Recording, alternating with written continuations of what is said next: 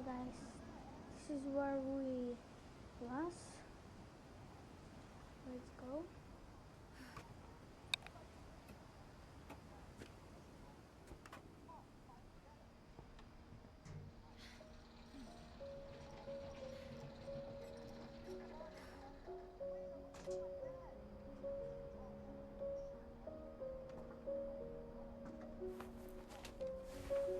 Milton Finch in The Magic Paintbrush.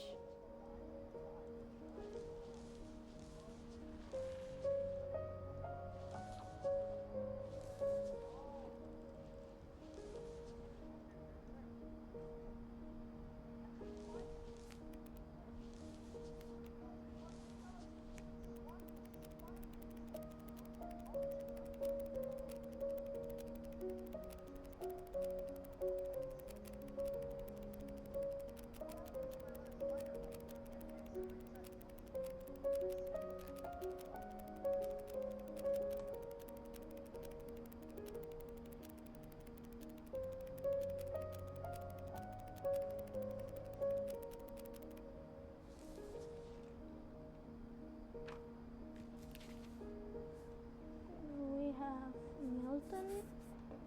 I was 4 when Milton disappeared.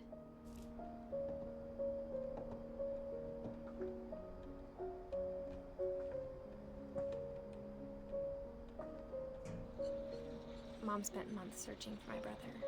Then she sealed the doors. Whatever Milton had found in the house, Mom didn't want it getting out.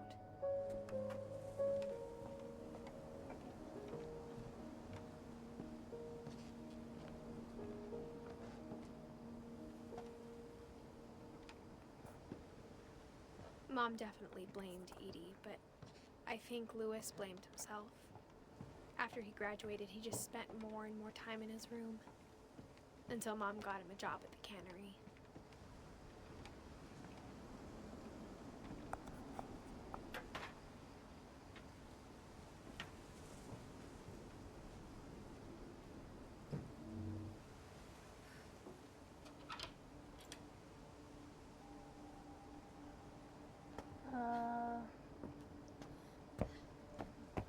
Louis's Now? room smelled very, very familiar. Now That we part are of him in lived on. Louis' room. Louis and I spent a lot of time playing games together, but he was surprisingly bad at them. He died a lot.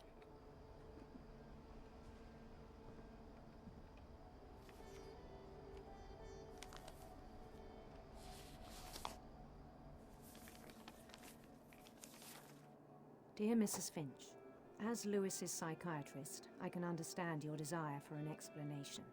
As I see it, the trouble began in January, shortly after we convinced your son to seek treatment for substance abuse.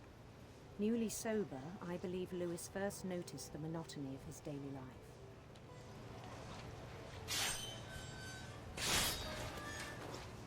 He kept working at the cannery, but he withdrew part of himself.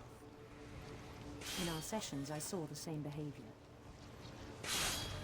His mind began to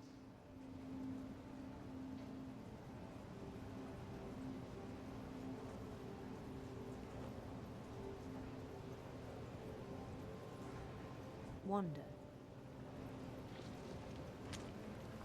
I asked him to describe it. He said he started small, imagining a labyrinth.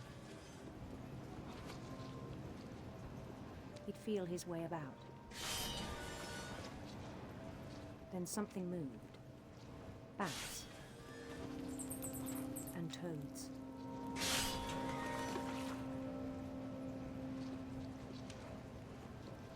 And things that have not names. He knew it was all in his head.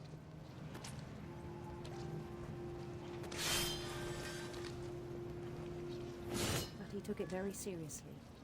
I had hoped he'd find himself.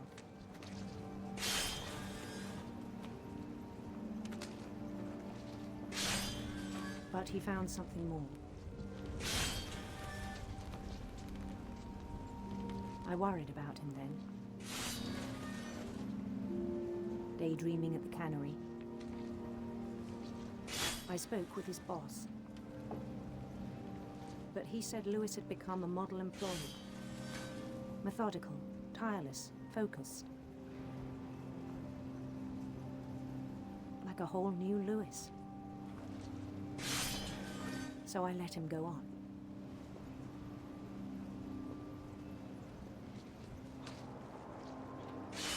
I even encouraged him.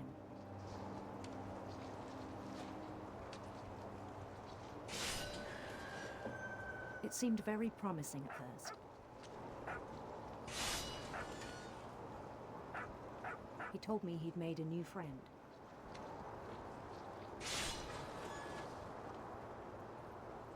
On the edge of a city he named Lewis Token.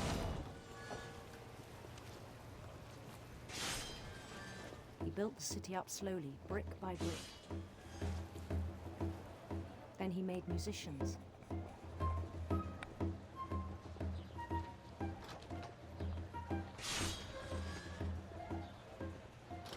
And songs for them to play. He talked about starting a band.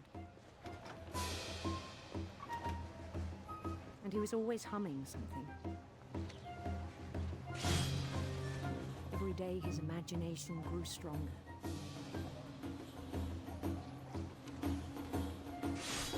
He no longer spoke at the cannery.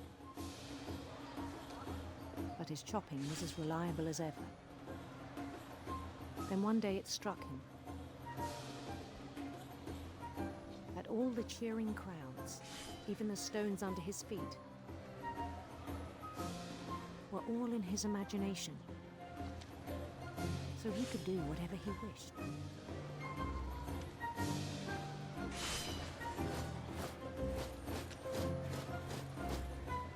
He held an election for mayor, and he won. They begged him to stay, but his mind was already wandering. It became a game for him.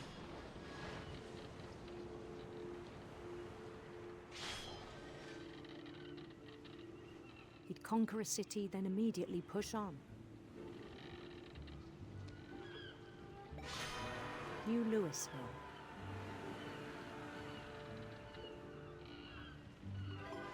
St. Louis. He started drifting away from our reality.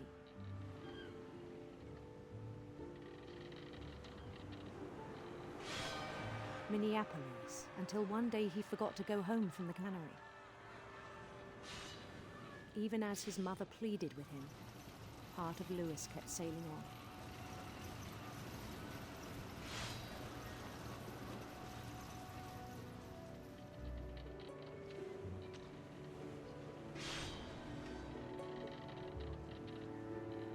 In Lewisburg, he heard rumors of a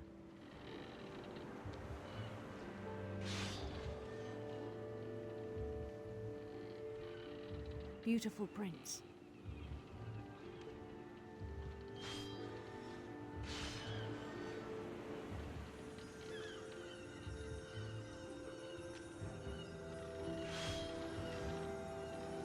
The prince was on his own quest for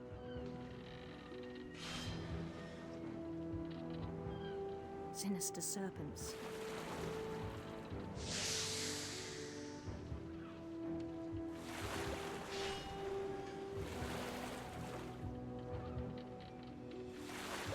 He followed the sound of his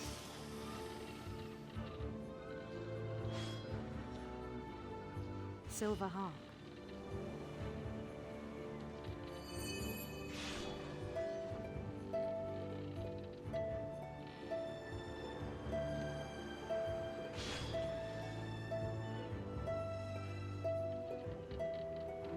His chase led him to a golden palace east of the sun and west of the moon. Even then, his logic remained sound. He knew the world was all in his imagination.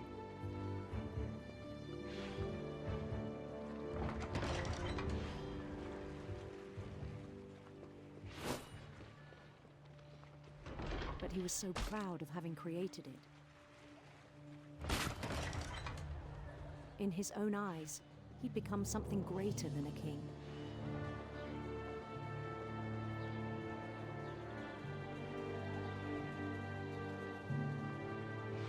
For someone who'd never known success in the real world, I think it was overwhelming.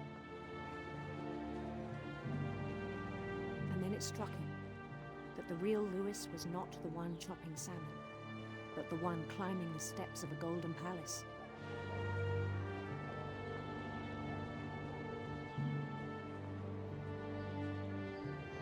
My imagination is as real as my body, he told me.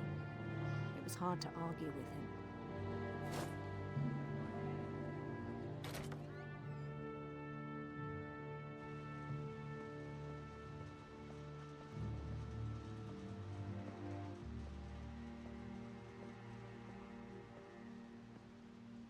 He began to forget the world we know.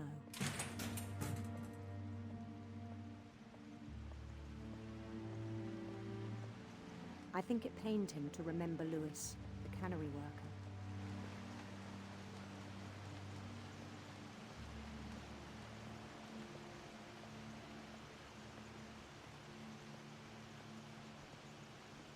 He began to despise the man with a royal contempt.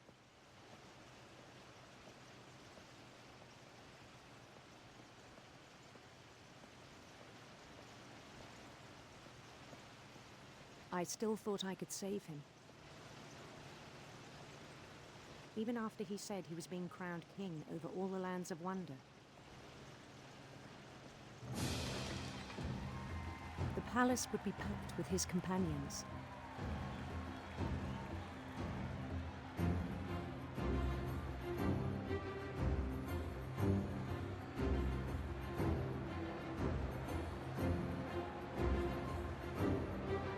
Including the wise Calico who'd insisted on inviting him.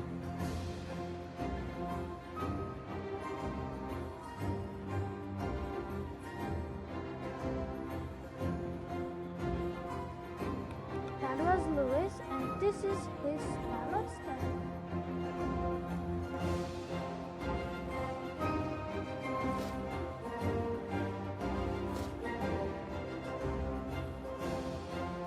His prince waited, holding his crown. Oh, wait. His prince? I didn't hear that. There was only one thing left to do.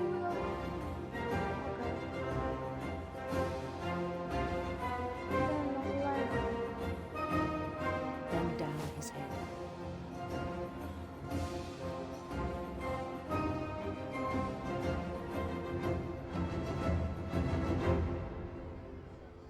And the rest I think you know. Mrs. Finch, your son was a kind man who will be missed by all of us who knew him. His head was cut.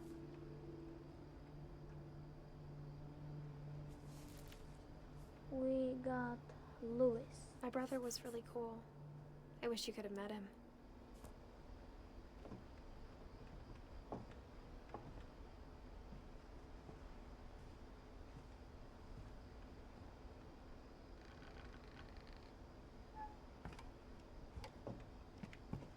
Where do we? On the way Where back do from we Lewis's are funeral, going now? my mom told me to start packing. She waited until the day before we left to tell Edie. I'm not sure if she wanted to make it easier or harder.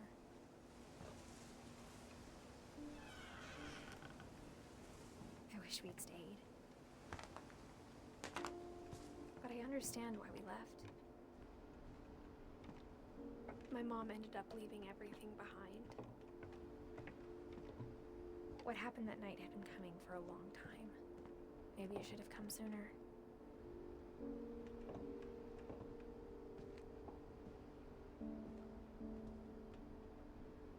But it had to end one way or another. Is All that's left now is to tell you about that last What? night. Edith? No. This is the last one, Edith. Are we Edith? We are Edith. We are the Edith then? That whole last day, We are Edith. Edie just watched us pack and didn't say a word. Until supper, when she raised her glass and said, To our final night together, and all our final nights apart. Grandma, you know what I said about alcohol. Some of your medications are very Edith, specific. I left a present for you in the hallway. Why don't you go open it? The grown-ups have to argue now. I'm sorry, you're right. We're all leaving tomorrow. Let's just enjoy our last... I'm not leaving. Edith, you're excused.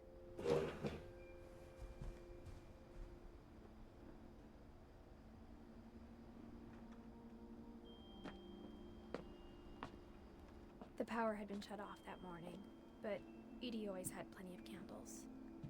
When my mom sealed the library, I don't think she knew about the other entrance. Or that Edie had a key to it.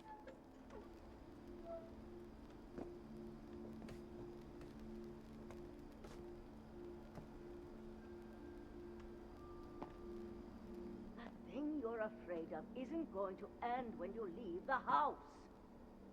Edith has a right to know these stories. My children are dead because of your stories. I think it's best if Edith and I leave tonight.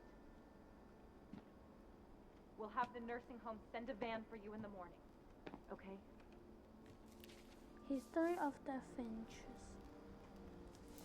Dear Edith, there's so many stories I wish I could tell you, but there's only time for one. This is about what happened on the night you were born. That night, the tide went way, way out. It was the first and last time I ever saw the old house aground. There'd been an earthquake out in the middle of the ocean. They called it the lowest tide in 1,000 years. God, it smelled awful. They call it. You know, I've seen that house every day Day of of my my life. life. Are we going to the house? But I never thought I'd go back to it. When the fog rolled in, I lost my way.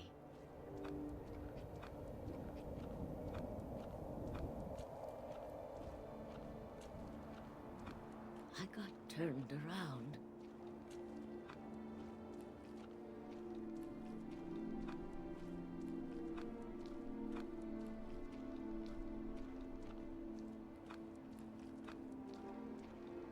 I got turned. For a while, I wondered.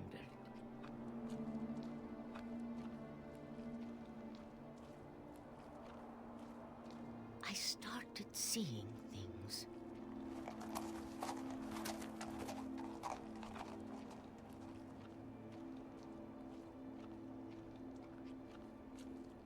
Things I'd forgotten had ever existed.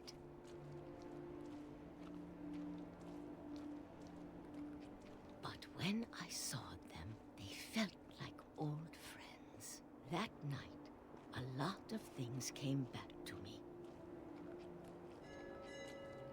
Or maybe I came back to them. This is the last part. Things I can't explain, but that I need you to try and... Edith, what are you doing in here? It's mine! Edith! Mom, you're gonna rip it! Let go! I kicked and screamed, but Mom dragged me to the car. I never saw Great-Grandma Edie again. Where Grandma Edith? The next morning, the van came to pick her up, but she was already gone. Oh, that's sad. After that, we moved around a lot. That's sad.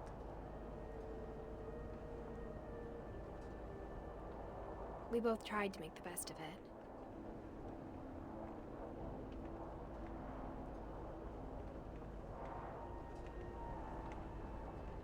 A few years went by.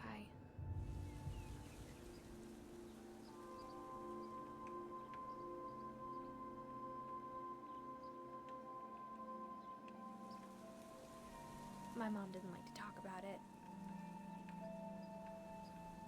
But she started getting sick a lot. The rest happened pretty quickly. Our mom died too? She got better for a while, and then she didn't. And then I was alone.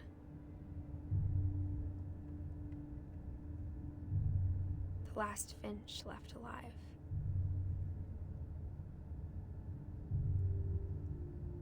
Until I found out about you. I'm still not sure what to tell you about all this. If we lived forever, maybe we'd have time to understand things. But as it is, I think the best we can do is try to open our eyes. And appreciate how strange and brief all of this is. This journal was supposed to be for you. But now I hope you'll never see it. I just want to meet you and tell you all these stories myself. But I guess if you're reading this now, things didn't work out that way.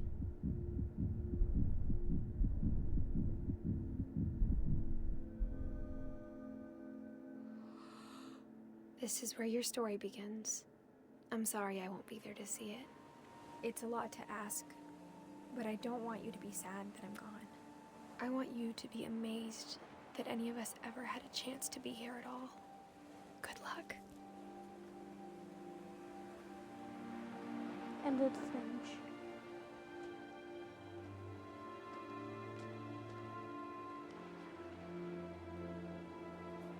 Died.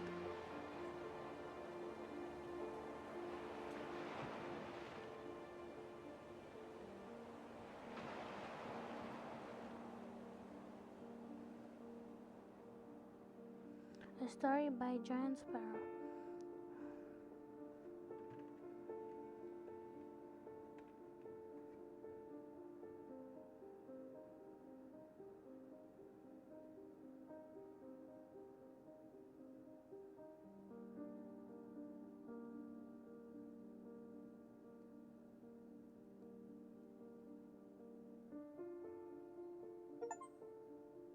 The end of everything. Finish all story.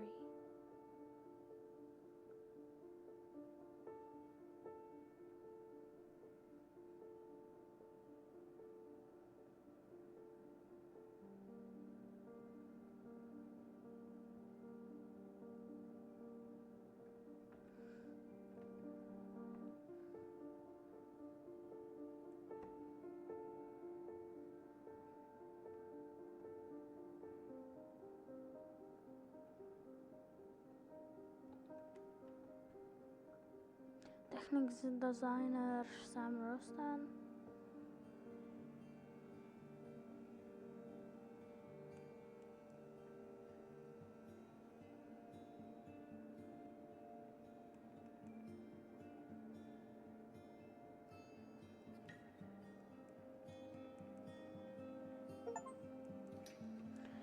Thanks, Johan.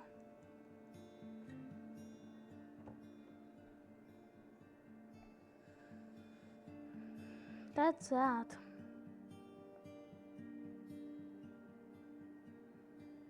We were the last edit of the Finches. To the artist, Holy Rock, Roadhawk, Michael Farr producer, Alwyn Nelson producer.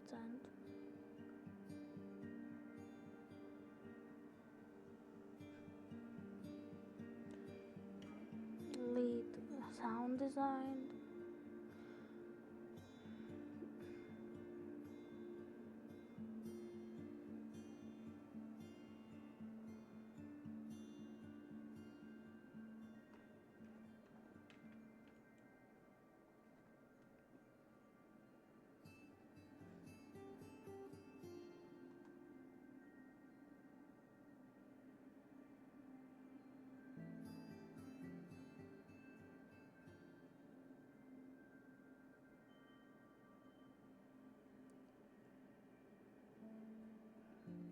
it's still going.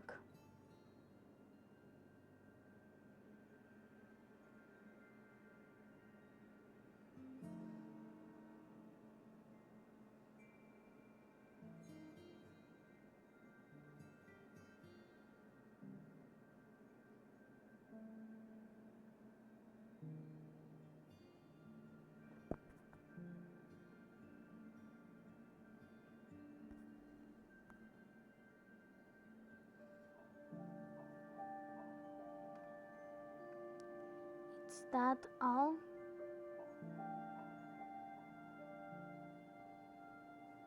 Or not?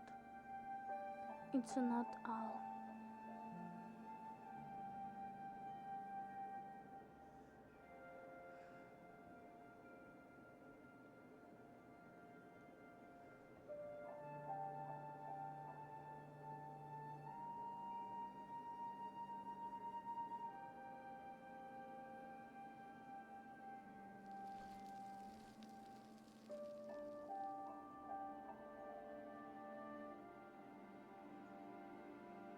The end. We got everybody.